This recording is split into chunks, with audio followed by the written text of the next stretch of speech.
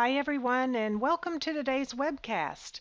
This webcast is on Sage 300 Intelligence Reporting Cloud, and this week we're going to talk about how to use the Create Financial Report feature. My name is Sandra Smith, and I'm the Sage Intelligence Product Specialist. So just so everyone knows, for this webcast today, it's being recorded. And we will provide you the recording of this webcast via email. Probably in the next day or so, you'll receive an email on the recording. Now, everyone on the call is muted. However, feel free to type your questions into the webcast Q&A control panel because I can answer those at the end, or you can email those to me. You can email them at sandra.smith@sage.com. Okay, so for today's agenda, it's really simple. We're just going to talk about an overview of the features for creating a financial report, and I'm going to show you a demonstration for doing that. All right, so using the Create Financial Report feature, there's quite a few things that you can do.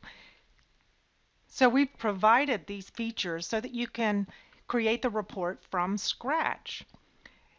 Now you can add a set of columns like actuals, maybe budgets. Maybe you can have the variance between actual and budgets as well. You can also add individual columns. So for example, if you want to create an actual year to date, maybe pull through a particular period, you can also do that as well. Now this applies to rows. You can add a set of rows and also individual rows, and of course calculations of rows as well. Now the calculations can be done again both in rows and columns. So for example, if you want to calculate the gross profit, or maybe you want to add multiple months together for a quarter value, a value for the quarter. And you can also add spaces. So maybe you want to neaten up your report, make it look a lot neater and cleaner as your report layout. You can add spaces. And you can also add a logo and even change the report header. So you can see my report header here is sample company P&L. So let's go ahead and take a look at a few of the features using Sage Intelligence. Okay, so now I'm in the Sage 300 and we're looking at here. I'm going to click on the Intelligence tab and select the Open button so we can get to Sage Intelligence. And this is going to take us to Sage Intelligence Reporting Cloud. All right, so now we're at the home page for Sage Intelligence Reporting Cloud, and you have the option to open My Reports, create a financial report, and of course you always have the ability to go in and take a look at some of our learning resources there from Show Me How. So from the Sage Intelligence homepage, you can go right to create a financial report, to create your report right away, or you can also create your report by going into My Reports, then selecting Financial, and then you can use the Create a Report button right here. But I'm going to go back actually for our demonstration here. And I'm going to select the Create Financial Report button. Okay, so the first thing I'm going to do is give it a name. Okay, so I'll just type in a name, Sample Company P&L. And if you've done it already, you can see it comes up in the lists. Okay. So it opens up to a blank page. And I'm going to start with a logo. I'm going to include a logo in my report. So I just click on Company Logo, come over here to my task pane, choose Logo, and just choose whichever picture I want to use for my logo for my report. Now I can also change my header. So if I click on the header here, I come over into the pane on the right, and maybe I want to change that to Sample Co. P&L. But know that if you change the header, it's going to view here in my report, but not in the list of reports. In the list of the reports, you'll maintain that initial name that you gave the report. Okay, now I want to add columns. So what I'm going to do is I'm going to click on the pencil icon, and notice in the right pane, the columns pane opens up. So this is where you can select all kinds of different choices for adding your columns, different ones that you want to use for your particular report. So I could use the quick add columns, for example. So I can select a set of columns if I want to choose a certain set of columns, maybe some that we've created, Sage Intelligence has created, or maybe some that you have. But today what I want to do is I want to add a set of columns. So I'm going to click on that button. And you can see all of the options that we have here ready for you to include in your report. I'm going to just choose actual, and I can choose a particular period, all right, or several periods, or I can just select all. So we can look to see how that looks. I'll select OK. But maybe if I think, no, I'd rather go back, so I'll go ahead and click on my set of columns. And instead, I don't want to see all of the periods. I'll remove all. And then I'll just choose the columns that I want. Instead, I'm going to use actual, and I'm going to use quarters. And again, I can select one quarter individually, or I can select all quarters.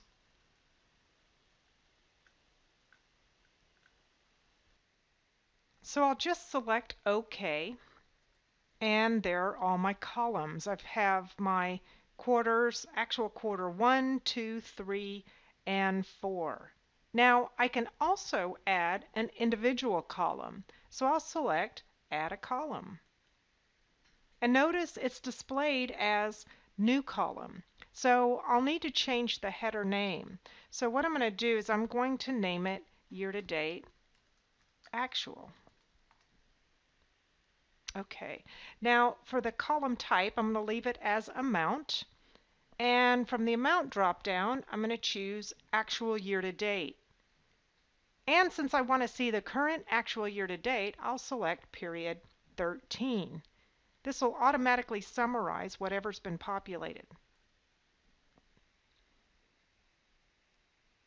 Okay, so there are all the columns. Now I can also add a calculation by clicking on Add a Calculation.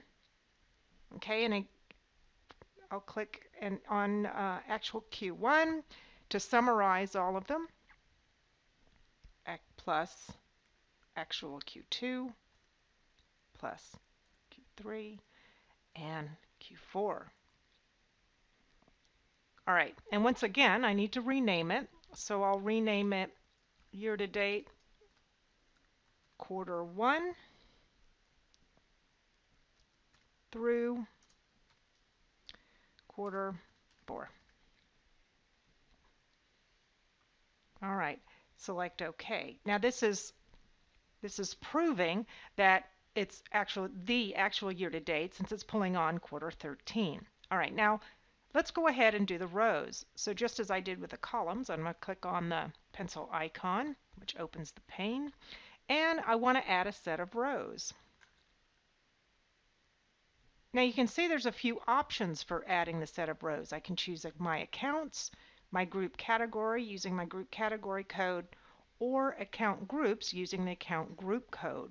I'm going to start with my account group code. So what I want to do is, let's say for example I want to search for one of my account groups. I want to search for revenue. I can click into the search field. I can type in 15. I know that that's my code for my revenue, and there it is. I can simply click on it and it appears in the preview pane. And what I'm going to do is just go back within the search field, and that displays all of my account groups again, and I'll just select the rest of the ones I want to use in my report. Cost of sales, other revenue, fixed charges, other expenses. Those are the ones I want to use for my report. So I've added all of those. Now there's other things that I can do within this pane. I can add another row as text. I can add a space in between any of these if I want. And if I want to remove any of these rows, I can either select the X or I can select remove all down here at the bottom. I can even add all of them if I choose to. I like what I see, so I'm going to go ahead and select OK. And here's all of my rows. Now I'm going to continue with adding calculations and some other changes.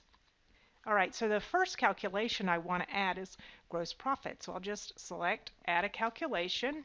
And what I want to do with this one is just select my revenue minus my cost of sales and select OK. And I need to name that one. I'll name it gross profit. Select OK. Now I can move this into place once I've created it. There we go. I've got my gross profit in place. And now what I want to do is add another calculation. I'll select OK, add calculation. And this time I want to do my total income. So I'm going to use that calculation I've just created, gross profit, and I want to add my other revenue. I'll select OK. And there again, I need to add a heading for it, total income. And I'll move that one into place as well. There we go. Okay, select the OK button, and then what I want to do now finally is I'm going to go ahead and just add another row. So I'll show you another option. So I'm going to add a row, and this one is going to be called net profit before interest and taxes. All right, so I've just named it. And from here, what I want to do is I want to turn this into a calculation. And in my calculation, I want to use my total income calculation, and I want to subtract my fixed charges and subtract also my other expenses. Select OK, and there we have it. Now, what I want to do as well, just a couple other things on fixed charges. I want to hide this as a row. So that's hidden. My other expenses, I want to hide that as well. I don't want to show them in my report. And then I want to reverse a couple of the signs. For example, the revenue, which comes in as a credit. I want to reverse that sign. And I want to also reverse my other revenue. Okay, so everything's cleaned up. Now, before I run it out, I want to come over here to my panel.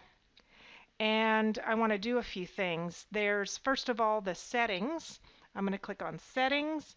I can show account numbers, hide zero rows, or show account detail. I'm just going to select on hide zero rows. And then my filters, I'm going to select the company and the year and my currency type, and I could select a budget if I'd like. I'm not going to. I'm going to first of all save, and then I'm going to run it out. And there we have all of the columns and rows that I'd like to see. Notice the two that I hid, the fixed charges and the other expenses, those are hidden there. I have all the calculations I need, and my report is saved. Now to go back to our presentation, if you would like more information and to view other videos in this series, you can go to youtube.com/Sage Intelligence. You can also connect with us at sageintelligence.com, and you can go to sageintelligencecommunity.com. If you'd like to brush up on your Excel skills, then check out our online courses at sageintelligenceacademy.com. And finally, we would love feedback. So if you found this video useful, please like it and share it on your social media channels. Thank you.